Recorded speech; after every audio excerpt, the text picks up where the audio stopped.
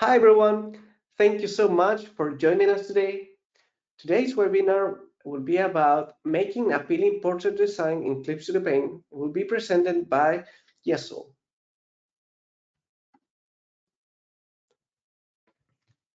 I will share with you some important information about this webinar. It will last approximately 1 hour long. All the attendees will be muted, and there will be a Q&A session during the last 15 minutes of the webinar. Also, we invite you to use the question panel if you want to send messages, questions for Yaesool. The chat is only for us to share some information, so feel free to use the question panel. Also, due to time constraints, not all the questions will be answered. This webinar will be recorded, and the recording will be shared on social media and will be sent via email to all registrants and attendees. The panelists for this webinar are Mario Quiñones, myself, and Yaesool. For those of you who connect with us for the very first time or have never heard about Clip Studio Paint, Clip Studio Paint is your all-in-one solution for stunning, ready-to-publish illustrations, comics, manga, and animations. Learn more at clipstudio.net/n and graphicsly.com. Also, we invite you to share your Instagram stories with the hashtag webinar at yaesoolj, at Graphicsly, at Wacom, and at the Studio Official. We'll be sharing your stories if you tag us. Yaesoolj, or Yaesool is a digital illustrator with 10 years of experience creating art digitally. Her work consists mostly on character in portrait, art decorated, and enhanced with aesthetic elements, lighting, and dynamics. She shared her first of her digital work on Instagram and found a community of other artists whose art inspired her to develop a unique style. Throughout the years, she worked on improvising her skills and continues to share her work publicly. Yaesool works includes creating personal illustrations, commissions, as well as recording and sharing speed paints of her drawing processes. So with that, I will leave you with Yaesool and her presentation, Making Appealing Portrait Design in Clip Studio Paint. Thank you so much.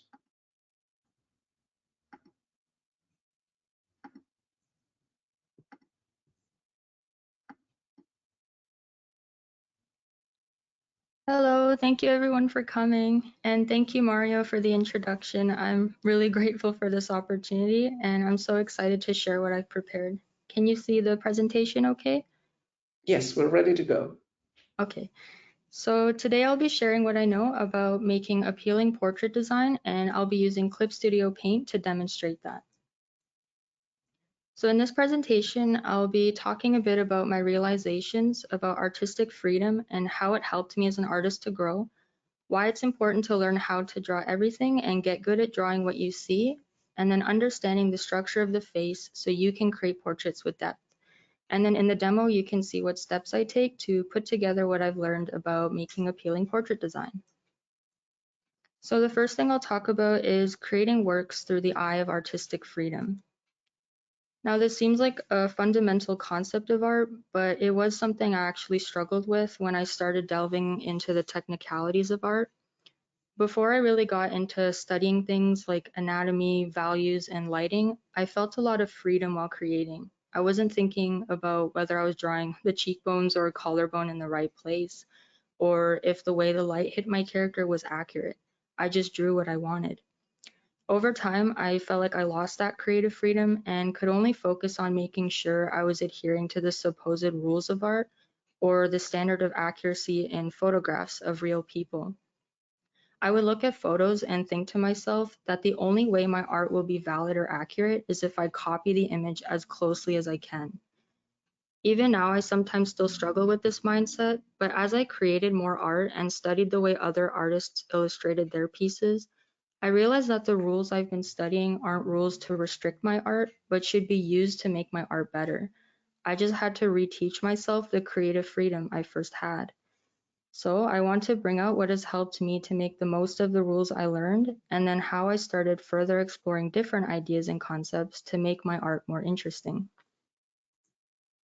So these are some of the portraits I did from some years ago. I used to do a lot of portrait studies when I first really started learning things like facial structure, lighting, and understanding flesh tones. And at the time, like I was saying earlier, I really only made it my goal to get it to look as close to the reference as possible. For me personally, this wasn't fulfilling enough, and I wanted to reach out to drawing more stylistic and creative portrait styles. So now I try to include more diversity and auxiliary elements to my portrait art. And instead of realism, I leaned more into semi-realism. I still do portrait studies from time to time, but now my goal isn't trying to make my work look like a replica of a photograph. Instead, I'm trying to make it my own by drawing the portrait in my style and adding components from multiple references to the portrait. For this piece, I like the angle and pose of the model in the main image, so I set it as the base for this drawing. Then I added my preferred changes and supporting elements afterwards. So instead of the black, I made her hair white, and I also like the way the hair falls in the top left image. So I referred to that instead of the main image. Then I added the reference of Dango in her hand and drew in some flowers using the top right image. And you can see how using aspects from multiple references can turn an already original photograph into something new. If you're wondering where I find these references, I think like many other artists, I pretty much find everything I use for my art on Pinterest.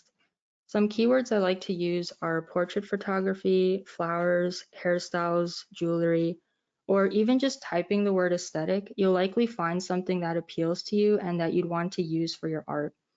Most of the time, I let Pinterest decide what I want to draw. I'll be scrolling through and find something that really inspires me, or I really like the angle and dynamic of a portrait photograph and want to expand on it. Sometimes I'll have something really specific in mind that I want to draw, and I'll just spend like an hour scrolling and collecting every reference I need into a single folder. This can be a good way to organize your thoughts before you start the drawing and even explore new ideas that might enhance the already existing one in your head. So here I have mapped out another example of what references I might pick from Pinterest to build a new portrait. And I usually try to go along the same lines of a certain aesthetic. So for this one, it's mostly golden and has an ethereal and peaceful vibe to it. So I picked the supporting references with the same colors and idea in mind. I'll try to explain this a bit more in the demo, but overall, the point I'm making about artistic freedom in my art is that the more references and diverse elements you use, the more unique your work will feel. Now onto the second point, learning to draw everything so you can create anything. And when I say learn to draw everything, I don't mean literally everything. What I mean is learning how to draw everything you see with accuracy. This can be what you see in the world, like plants, buildings, the sky, or even food. Or it can be what you see online, or in other words, photographs of those things. And doing this can not only improve your hand-eye coordination, but it can also expand your brain's visual library. A good way to practice this is by doing some still life drawings. You can either do a quick 3-minute sketch of something or really get into a drawing and add values and details. It's good to choose a reference with a mix of organically shaped objects and geometrically shaped objects like the one I chose here. And the goal with still life drawing is to create something believable without focusing too much on the details. You could say it's like creating the impression of something rather than drawing something pixel for pixel. And I think this is where varying art styles come in. A lot of drawings of things in real life will look different depending on how the artist interprets it. In my example sketch, you can see that it doesn't look identical to the original photo. I wouldn't even say it's that realistic, but you can tell that there is a ceramic pitcher, some fruits, and a knife, just drawn in my style. They're all drawn with believable values and feel like real objects. Another thing to mention when you're doing still life practice, I do suggest starting with black and white first and really getting familiar with these different terms and what they mean. That way you're not overwhelmed with color and can first get a handle on those values. I know when I first started out with studying values, I remember being really scared to go dark or keep things too light. But that contrast between light and dark is what will bring your work to life. And once you know how to pick up on those values, you can move beyond simple shapes like this sphere onto more complex shapes like this chess piece or cloth. Learning to understand the simple shapes, form and perspective, and proportions of things can help you to translate what you see well onto your canvas. Finding the bigger shapes and angles in photographs, like the shadows, highlights, and shape of the object, can help you to add appeal and an easy visual read to your drawings. You can even use the shapes of negative space, like the hole I've outlined through the bucket handle, and doing this can make what you draw more accurate to the photo you're using. Understanding the form and perspective of things can add depth to the subject. Like in this example with the lemons, the bucket recedes into the background, so the circle at the back will appear smaller than the opening closer to us. And understanding the form of the lemon can help you to see how it interacts with light and creates shadows. And being able to perceive proportions will make the size of things in your art believable and balanced. For this example, being able to compare the size of the lemon to the size of the bucket would be essential to making your translation of these objects onto your drawing accurate. Here I have some examples of other things I've sketched, and these are very random photos I've picked out from Pinterest that I wanted to practice with. But like with the still life sketch, I use the same principles, finding the simple or bigger shapes, understanding form and perspective, and looking at the proportions of different things in each photograph. When you get good at drawing simple things, you'll start to get the hang of drawing everything else. And this gives you that artistic freedom to add literally anything to your portrait design. This brings us to my final point, taking it at more than face value. And in this point, I'll talk about the reason why understanding how to draw portraits is more than just looking at a photograph of someone's face. So the same principles of learning to draw everything with accuracy applies to the face too, but going further than that and actually knowing the planes of the face can help with giving your portraits depth and a 3D feeling. The way I've drawn the planes here is just my way of simplifying them, but if you search up different examples by typing in planes of the face, you'll likely see more complex representations of them. Or you might find even more simplified ones, depending on what style of art you're going for. Knowing where these planes lie will help with understanding where shadows should be placed and where light should hit. And at a certain point, you can even start experimenting with different shape design to make your portraits more interesting. Your approach to how you draw the planes will determine a large part of your art style, whether it's subtle or defined, or rounded or sharp. And when you become more familiar with these planes, you'll even start to see them where they aren't so visible and will be able to incorporate your style more effectively, such as in photographs with more subtle lighting. Taking this portrait study as an example, you can see that in the original reference photo I used, the lighting is soft. The transitions between the planes in her face are very subtle, and it can be a little hard to distinguish one from the other. But because I already have an understanding of facial structure, I was able to add depth to her face in my drawing and create clear distinctions from one plane to the next. Now with portrait photos where there is a more distinct light source, it's also important to understand the angles of the planes and which direction each one of them are facing.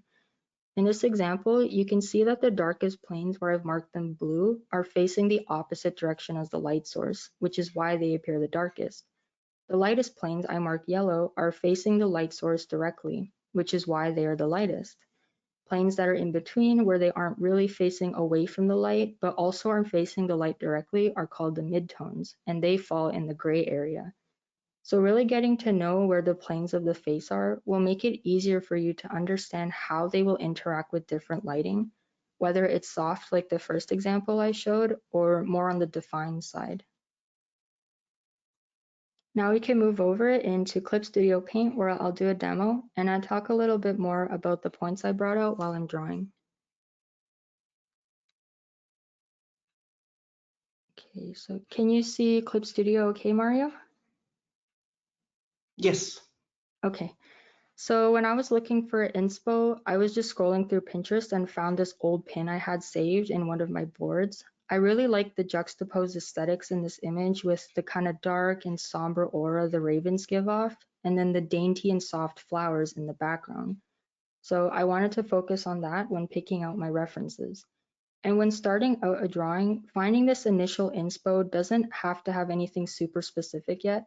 If it's the vibe or colors alone that inspire you to draw something, using that emotion can spark your motivation to go through with the next step, which is creating a mood board. So here I have a number of references that I found that goes along the same aesthetics of my main inspiration. I'll use this center image here of the portrait along with the two others underneath with the bust and bent arm. Then everything else like the hair, the ravens, jewelry, and other supporting elements will be added in afterward. Before I move on, I'll just talk a bit about why I chose these references. So as an example, for this hairstyle, I'm thinking about the shapes and textures and how they stay consistent with the ruffled feathers in the chest of this raven. So I'm choosing what I think is a wolf cut instead, for example, choosing a hairstyle with cute pigtails. Otherwise, the aesthetics wouldn't fit so well and would clash with each other. Another example would be my choice of color. To keep the palettes limited and consistent, I'm sticking to three main colors in this piece. The colors that I want to stand out are black, blue, and white. And you can see most of the elements here have at least one, if not two of those colors. So this black raven here, for example, is mostly black, but also has this blue light on the wings that matches really well with the blue in this moon, for example. And then the white in that same moon is consistent with the white raven. One final thing you could do is add some interaction between the elements. So for this black raven, I plan to have it sitting somewhere on her head here, and I'll be adding these branches with the flowers somewhere in the same area to add a directional flow to the piece. And I wanted a way to connect the two elements, so I found this reference with a raven holding a flower in its beak. This way it won't look like I just added the branches randomly. Instead, it will look like the raven plucked it from one of the branches. And this will make these flowers more purposeful and just overall bring the piece together. So that's just a few things you could keep in mind when choosing your references. And now I'll move on to shading in the planes of the face of a portrait I've prepared. Then I'll talk a bit about how I break down my references. So here I have a base sketch that I've already created beforehand. And before I start shading in the planes of the face, I always like to make sure that the reference photo I have is in black and white. So I'm just going to create a new layer on top of that and then clip it to the one below. So I'm just going to use this button here, clip to layer below. And then using the blending modes, I'm going to scroll down to where it says color. And then now just using black, I'm going to use the bucket tool and just dump it onto the canvas. And you can see this turns my reference photo into black and white. And now I can start adding in my shades. So usually I like to start with a light gray undertone. That way I'm not drawing straight on white. So using this light gray, I'm just going to color the portrait in. And I'm not going to worry about the body for now. I'm just going to show the planes of the face more clearly. And in parts of the face where I've drawn outside of the line, one thing I really like about Clip Studio is that you can just color pick outside of the canvas to make your brush transparent so that you don't have to click on the eraser tool if you like the texture that the brush already has. So I'm going to use that and just carve the parts that I went outside the lines with. And then now I can start with shading in the planes of the face. So generally I like to go from big to small and then dark to light. So the first thing that I'm seeing in my photo reference is going to be this side of the face, which is in shadow. Because like I was saying earlier, you want to focus on where the light source is. So right now the light source is coming from the left side.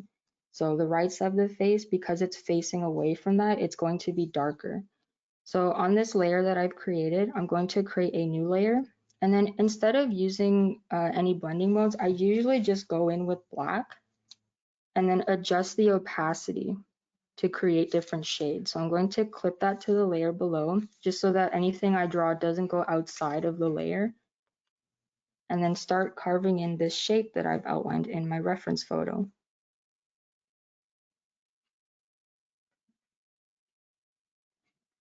And the reason why I like using the opacity instead of creating the individual shades from this slider here is because I can just slide this down to make it lighter or darker if I think it's not light or dark enough. So I think 15 would be like a good opacity as a starting point for this. So I'm just going to merge that with the layer below and then maybe mix some of these colors together and correct some angles that I've created already.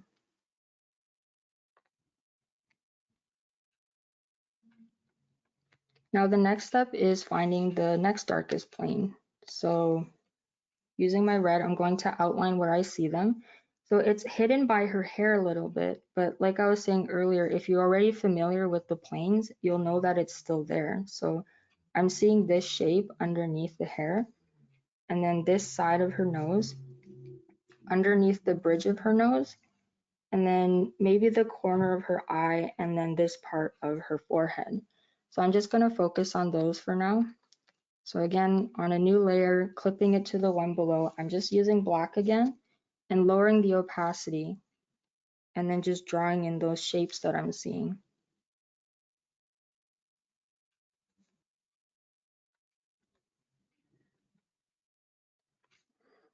And again, I think this could be a little bit darker, or sorry, lighter. So I'm just going to slide it down to about 40 and then merge it to the layer below. And then again, I'm just going to create a new layer, clip it, and then I'll show you the next darkest planes that I'm seeing. So I'm going to focus on this shade here underneath her left eyebrow, a little bit underneath her eyelid, her bottom eyelid. I like to just shade the under part of the nose because usually there's a shadow there, and then this shadow underneath her lips. I'm going to try to include that too. So using my black again and lowering the opacity, I'm going to start shading in those shapes that I'm seeing.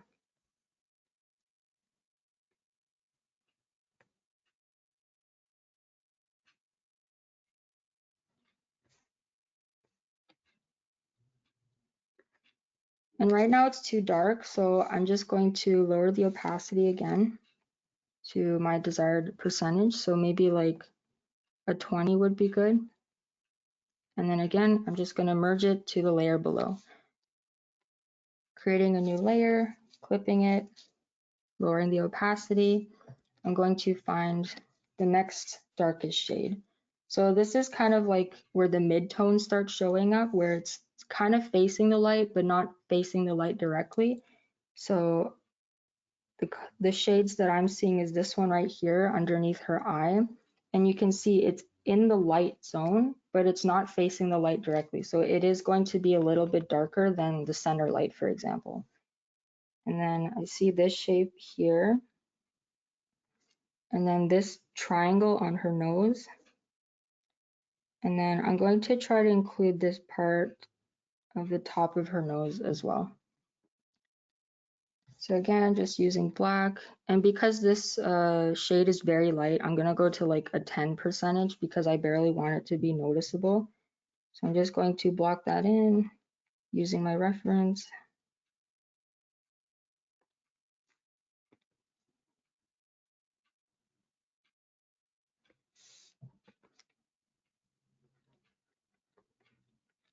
And then merge it with the layer below. And you can see there's this like multiplying effect happening here, and that's okay because this part is just very rough and you can always blend it out later on. So right now I'm just going to use my brush like normal on this one layer and just start blending some of these tones together to make it look a bit more clean. And now we can start working on the highlights. So this time on a new layer, I'm going to go in with white. So the highlights that I'm seeing in the reference photo are going to be this point here, the highest point of her cheekbone, this plane on the side of her nose, and then also a little bit here right above her eyebrow. And I can even add a little bit of that highlight somewhere on the top of her eyelid and brow line. And then the last one I'm kind of seeing is like this plane here, again, because it's facing towards the light source here. So I'm just going to include those planes now using a white color.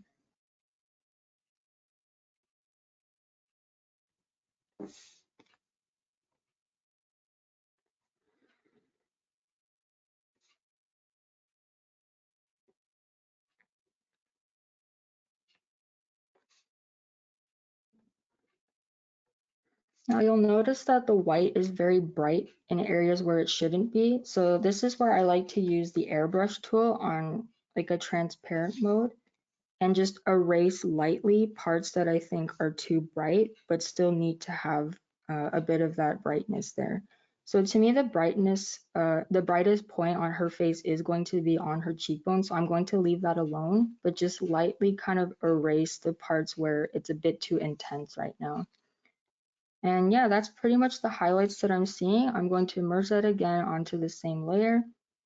And now, because I think the contrast could be a little bit higher, one tool I like to use in Clip Studio is if you go to Edit, Tonal Correction, and then click on Brightness and Contrast. Here you can start editing the contrast levels and brightness levels without having to draw in all those values again. So I'm just going to adjust this, up the contrast a little bit, and lower the brightness, and you can see this was before, it's a little bit dulled down, and then afterward it feels a bit more sharp. And again, this is a very rough version of what the planes of the face would look like. Of course, this isn't going to be the final. You need to render afterwards, but this is like creating the foundation for you before you move on to that step so that you have all the information you need before you start blending everything together. So that's pretty much all I wanted to talk about in terms of planes of the face. And now I can move over into breaking down some of my references and showing you what I'm thinking about while I'm doing that. So I'm just going to go over to my reference board. And I think a good starting point would be the hair. So another feature I really like in Clip Studio, you can see I have a lot of layers here and it'll take a long time going through each and every one of them to see which one is the reference that I need. So something I like to do is just hold Control Shift and then click on the reference that you want, or if you're drawing something, whatever detail you want to click on. And then that will just select the layer that it's on. So I don't have to go in and look for it. So I'm just going to copy and paste that into my canvas.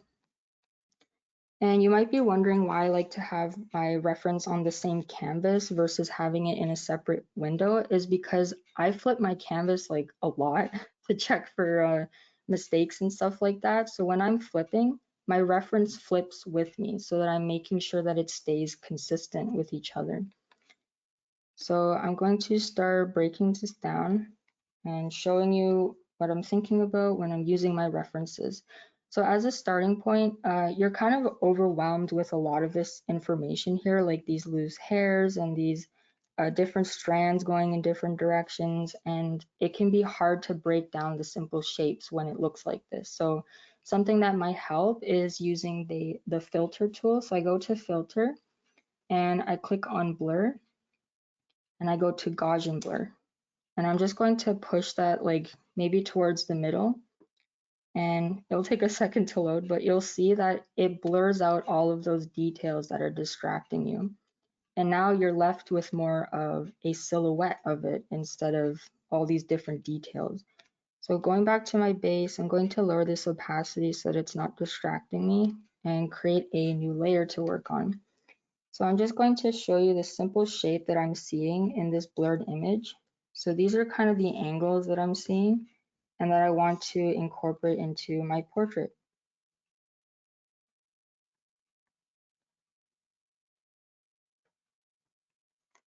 So those are the lines that I'm seeing. So I'm just going to quickly sketch that in with my brush. And at this stage, it can be very rough because this is just the foundation for you before you start adding in those details afterward. And I'll show you what tool I use to fix like angles that are kind of wonky. But for now, this is just going to be very rough. I want the hair to kind of go behind her shoulder, so I'm not going to draw it going out like this. And then maybe I'll add this line here going in front of her shoulder. And I'll just draw her bangs. And now you can see this is the simple silhouette that we're starting with. And this is the tool that I use to correct mistakes that I've made, the liquify tool. And I have it on push right now. And I'm just going to use a big brush and just start pushing in the lines that I think are sticking out too much.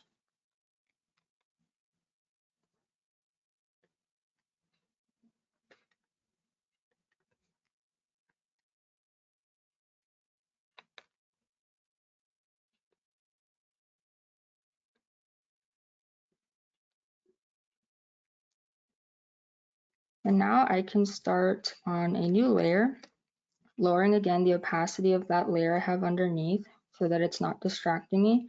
And I'm just going to bring back that original photo reference I had with all the details. And now I can start focusing on all those strands because I've already created a foundation for myself. So now I can start adding in all these details, and I'll show how I do that now.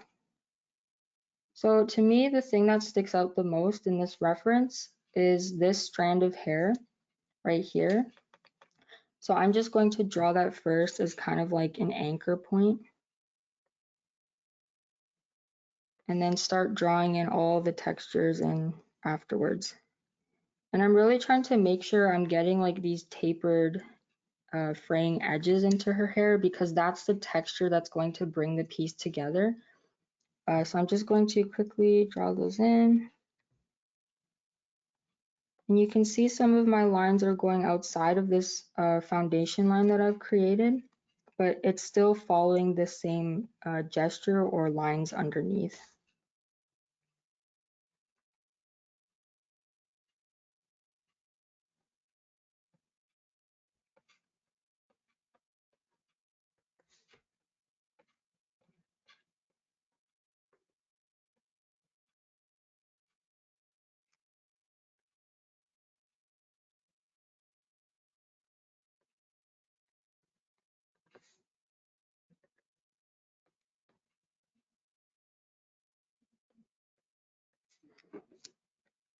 So those are mostly the lines that I'm seeing in this photo reference that I want to use. And now I can remove the sketch line underneath. And now I'm left with this cleaner sketch with all the texture that I need. And again, I'm just going to use my liquify tool and push around some of these lines until it looks the way that I want it to. And I think this is so helpful because I remember in one of my older programs, I have to like select it with the lasso tool and move everything around and then fill in those gaps that it created. So this tool is like really helpful and saves a lot of time for me.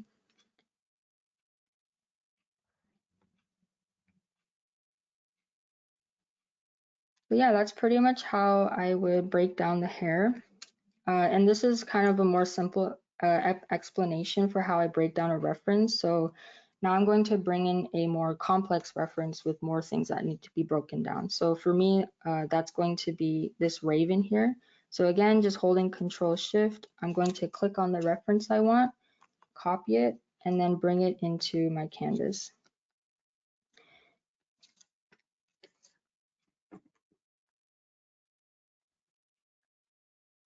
Right now, this drawing that I have on the right here is taking up a lot of space, so I'm just going to hide that for now and then just start working on this blank space that I have. So the first thing that I'm going to talk about breaking down this reference are these simple angles that I'm seeing in the head.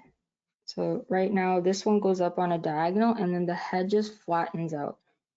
And then this angle goes down a little bit further than this one. And then now this line, you'll notice, goes down basically parallel to the edge of the photo. So you can even compare things like that to make your translation more accurate. And then it just curves downward into the body. And now we're going to use a little bit of x-ray vision. We're going to see through the wing for now because I want to capture just the body. So I'll see this line here is going to be what's showing underneath. And then instead of continuing this line in the wing, I'm going to go underneath that so that it connects outward with the tail. And then I'm going to bring that back in. And then again through the wing, I'm going to see this line connecting back to the chest of the bird. And that's the shape that I'm going to focus on for now. So I'm going to start with those simple angles in the head, going up on a diagonal, flattening out, and then going down further than the first angle and then just straight down, comparing it to the edge of the canvas. And then it curves inward. And I'm actually going to quickly outline this shape here. I'm going to connect it back. And this is because I want to compare this space in between the body, and the edge of the head. So it's kind of nestled in about there. And then you can continue drawing those lines. And the tail goes out, and then it comes back in and curves in towards the body. Now I can start breaking down the wing on top. So going back in with my right, I'm going to show the angles that I'm seeing. So the first angle I'm noticing is this one here, kind of extending from underneath the beak. And you'll notice that this intersecting point is kind of where the wing starts curving. So this is important to note because you don't want the wing to curve in this way. You don't want the wing to go all the way out here. So you want to compare these 2 points so that you're getting an accurate translation. And then this line here, you'll notice, is parallel to the line of action of the bird. So you can even use those to compare it to each other. And then it curves in this way. Again, it's parallel. And then it goes up. And now this line is perpendicular, meaning it creates a right angle with the line of action. Goes back up again and just connects to the body underneath. So I'm going to plot that shape in next. So I'm going to lower the opacity of this, create a new layer, and then draw in that shape that I'm seeing.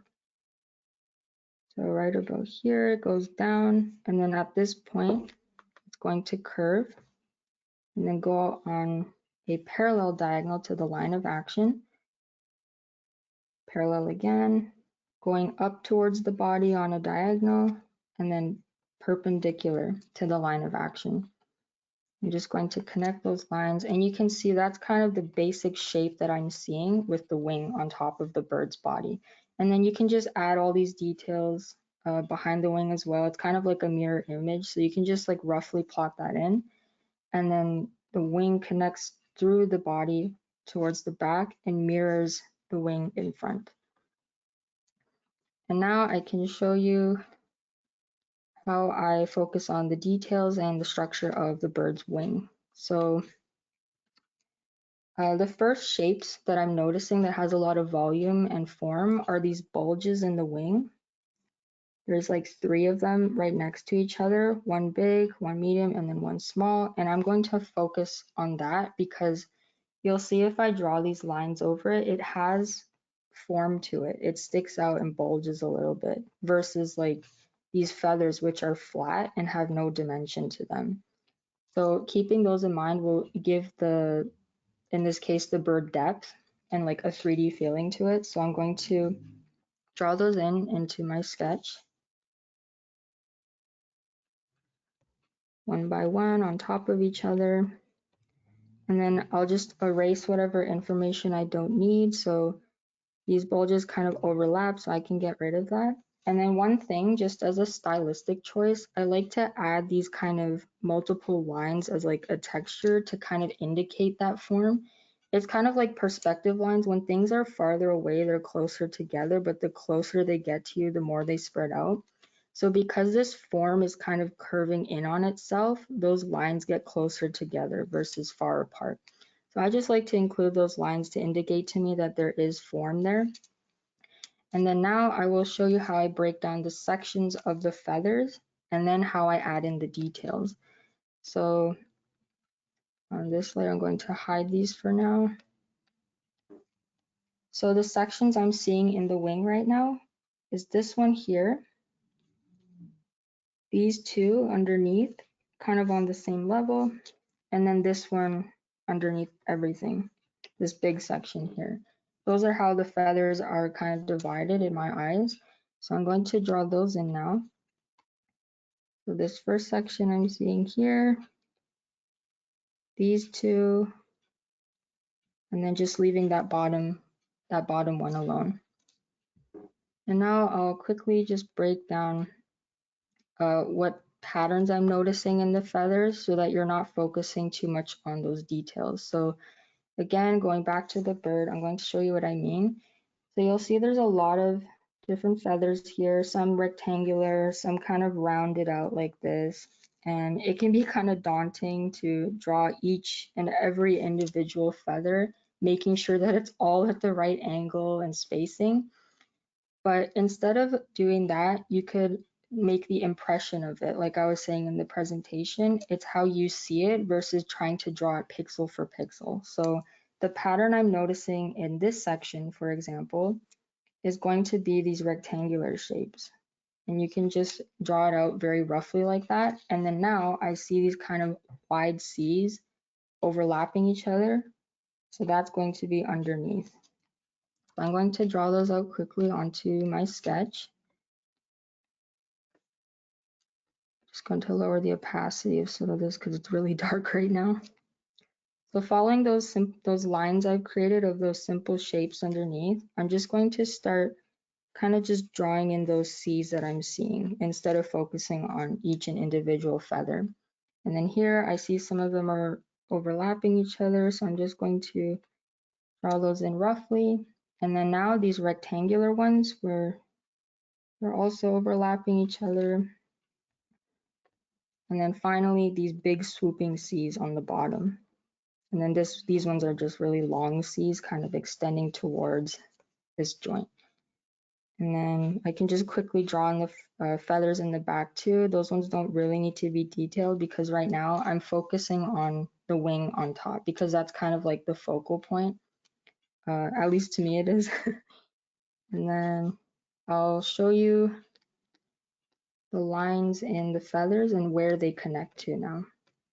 So going back to this reference, you can see that these lines aren't just going in their own kind of direction. They're all going towards this point here, where the wing kind of extends outwards. So I'm going to focus on that and just show you how these lines all kind of move in that direction. And they don't have to match up for now because this is the sketch. This is just for you to kind of see what the portrait will look like before you go in and do like line art or cleaning up the sketch, however you like to do your art. But I'm just going to show you how I do mine with these lines. And then I'm going to translate this over into the sketch. So again, they don't really have to be connecting. It's just to show you the impression of what a bird should look like.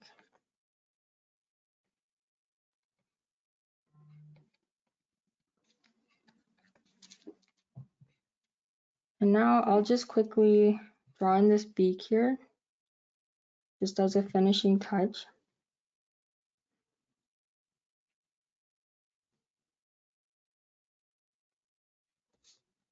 And again, this can be very rough. It doesn't have to be perfect.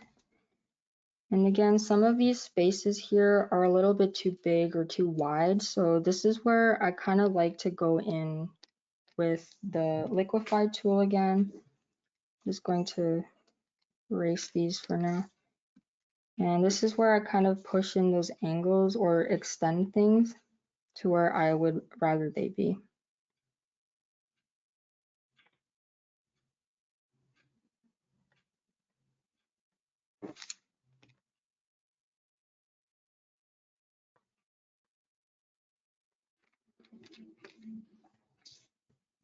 And then finally, I'm going to include these ruffled feathers here because that is what is going to connect this element with the rest of the piece, as I was mentioning earlier when I was choosing my references. So I'm just going to show the directions that these ruffles are coming from. So these ones are kind of coming from this point here and extend out radially. The ones underneath too. So I'm going to draw in those shapes into my sketch. So this is kind of the point that I'm seeing it coming from. So I'm just going to draw in those ruffles, some of them underneath,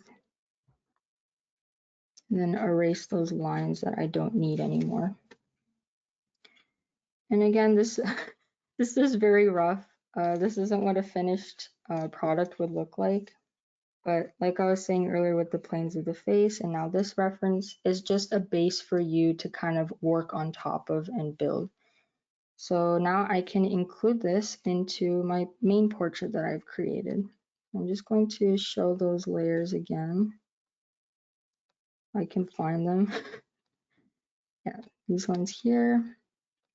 And right now the bird is really big, sorry. I'm going to shrink this down and place it where I want it to be. So I kind of want it to be on this part of her head because you can see these swooping lines in her hair. The angle matches really well with the wing. I'll try to show that a bit better because there's a lot of overlapping things right now. So I'm just going to erase some parts of the head that I don't need anymore because it's behind the hair. Some features too, the ear, and then parts of the shoulder I don't need anymore. And then I'll erase some of the hair so you can see the bird more clearly. So yeah, that's kind of how I would start building a portrait using these references and how I break them down to incorporate them more accurately. And just as kind of like a final version of it I did beforehand, this is what like a final portrait would look like using all of these elements that I've collected onto my mood board. So yeah, that's pretty much everything I wanted to share about making appealing portrait design. Well, thank you so much, Yaesool, for this masterclass that you have given us today. We really enjoyed it. And so at the beginning, we asked from which part of the world were you watching us. So we want to thank all of you. For example, Alexandra from Poland, Annie from Texas, USA, Bulgaria from Romania. There's Oh people my from gosh. Austria like Sarah, Alberta, Canada, Imre, Hungary, Anastasia, who else? UK, Samantha, Germany, Katja, Brazil, Monica, Scotland, etc., etc. So thank all of you who joined us live today. Oh my gosh, And thank you. and there's also some nice comments. For example, Nick says, "Hello, thank you for taking the time to have this webinar. Your artwork is beautiful, and your explanation of your processes are very helpful." So, do you think we should go into some questions? Yeah, that'd be good. Awesome. Well, there's a question from Diana. What part of your process would you say is the most challenging for you? Oh, I think it is finding the inspiration because there's so many things going on in my head at the same time, and there's so many different ideas that I want to try out to the point that it like already becomes exhausting for me thinking about it. So yeah, definitely that's like a big step for me in my art is compiling like this mood board together and having this solid idea in my head before I actually start the drawing. And what would you say is your favorite part? Oh, um, maybe the line art just because it feels so therapeutic for me. Like I can just take my time with it, enjoy the music that I'm listening to, and this base that I have here already kind of does the work for me. So I'm not thinking too much when I'm doing the line work. So yeah, I think that's like my favorite part when drawing. And here's a repeated question. Who are your references? Like where do I find them or Your artistic references. oh, like artists that inspire me. Mm-hmm. Yeah, I think artists like Loish, Selena Da Art, artists like that have really inspired me because they make really interesting stylistic choices in their work that I really want to incorporate in my own art. Like that one technique that I was showing with the perspective and creating form with those repetitive lines actually comes from artists like Loish because she just executes it so well and shows form so easily just with lines alone. Like she's not even doing much shading, but she's just like demonstrating it so effectively. So yeah, artists like that have really inspired me throughout my art career. Mm-hmm. And another question is, what will be the artwork that you feel most proud of? Maybe in terms of aesthetic or time you spend working on it?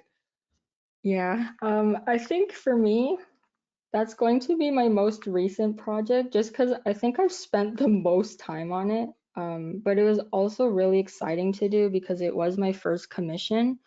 And the author who commissioned me had a really beautiful vision that I really wanted to like show well and like promote her work effectively with. So I think this is one of the works that I guess really pushed me past my comfort zone. Like there were a lot of things that I had to decide on that challenged me as an artist, like the colors in her dress and like the texture and the patterns in the flowers, the line work in her hair.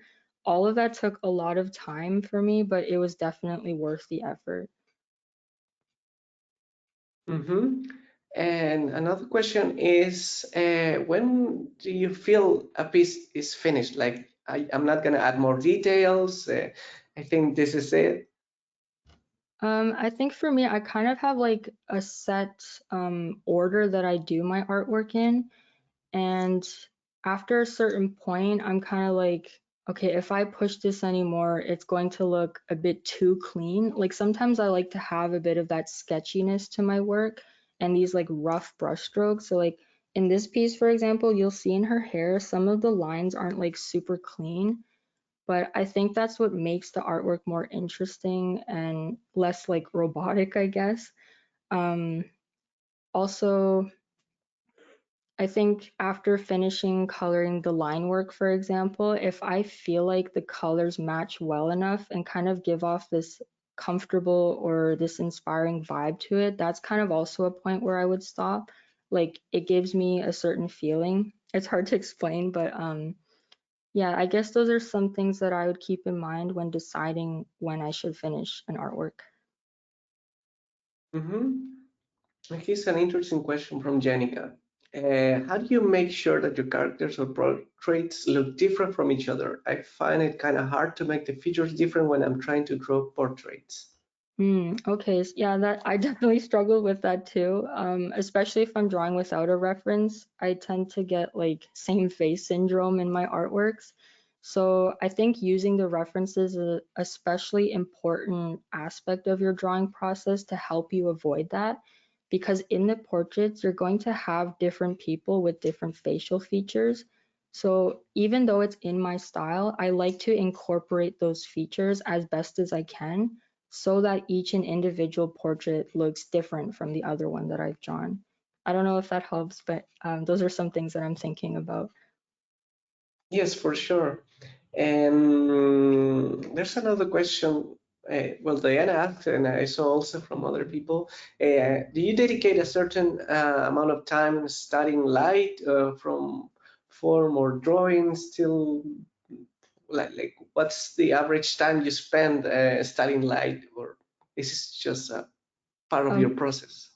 if I have to be honest, I don't spend too much time on it just because if I have energy to draw, I'm going to create an actual piece with that energy. But sometimes I will take an opportunity to just find like a portrait or some objects that I find that are inspiring just to like study those values in lighting. Like if I just want something to, I guess, sharpen my artistic skills before I go into a piece, I'll just take some time to do that. But yeah, I don't spend like a lot of time on it. I think most of that is experience from the past that I'm kind of keeping track of. But um, yeah, that's pretty much what I do in terms of that. Mm-hmm. And here's another question from Evelyn. What tips and tricks can you share with us in blending skin tones and shadows digitally? I'll actually show that now. It's one of my favorite tools, in Clip Studio Paint. So if I have like two sharp edges like this, for example, one with a lighter color and a darker color just as a shadow, for example, with pens like these that I have, it can be a little bit hard to get like a clear transition between the two. Like it's a little bit streaky. Like even if I'm pressing lightly, you can see there's a bit of like overlap with colors in areas that I don't want it to be in. So a tool that I use a bit too much is the blur tool because it just smoothens it out so easily. Like you can see the colors just perfectly blend into each other. And I love that you can change the size of this. So like if for example you want that transition to be less noticeable, you just make the brush size smaller. I think I actually did this here in the edge of her face. I was really struggling to get like this nice transition between the two shapes. So I just used this brush carefully and just blended in those two colors together. And if you also want like some help with like the transition between colors in the face, like for example, if you have a very light yellow or orange tone in the face and then it transitions into like a blue tone, it can be hard to find like what you should be putting underneath. But what helps me with that, if I just show it here, if I have like this skin tone and then I have like kind of a dark blue tone underneath that here, if I want to show that transition more effectively, but also have like a nice color in between it, I'll just kind of choose a color in between those two colors on the color wheel. So maybe like a pink, and then I'll just lightly incorporate that in between the colors and then use that blur tool to kind of like mix them together versus having like this yellow and then this blue and then mixing those two together, it's going to look very grayed out and muddy. So you have those two different transitions and you can definitely see that this one looks a lot more interesting and colorful. So yeah, that's some tips for blending out things in my drawings. That's really amazing. And another question from Morgan. How do you stay inspired to continue working on a piece? Um, I think again, it's just Pinterest, honestly. Like if I'm feeling like something's missing from my piece or I don't feel like that drive to continue with it, I'm just gonna go through Pinterest and just see if there's something else that maybe I can include into my portrait art. So I think this tip was from Ross Draws. I watched his video like years ago, but he gave a tip about breaking through that wall at that period in your drawing is if you're scrolling through Pinterest and you see like a texture of some kind, just include that into your like your drawing and just like set it to maybe like an overlay blending mode and it just adds so much to your drawing that you can work with and it kind of sparks that interest back into creating and finishing that piece. Mm-hmm. Another question is, well, actually, it's asking for a tip to draw curly hair. Curly hair? Yeah. Oh my gosh. Curly hair takes so long, but I guess what could help is like imagining again the simple shape. So instead of like having all these different strands of hair and like thinking about all those textures and like lines, it can be kind of like overwhelming when you're drawing hair like that. But the way I simplified in my mind before I add things like that is like kind of imagine like an orange peel wrapping around a sphere. So you have like this kind of uh, parallelogram shape that's curvy, and then just kind of imagine a line underneath connecting to that, and then continuing this line in the same direction. And this like overlap is kind of what's going to help you envision how a curl should look before you add in all these like different details and strands. Mm-hmm. Here's a question from Joanne. How and when did you decide that your art style will be your art style?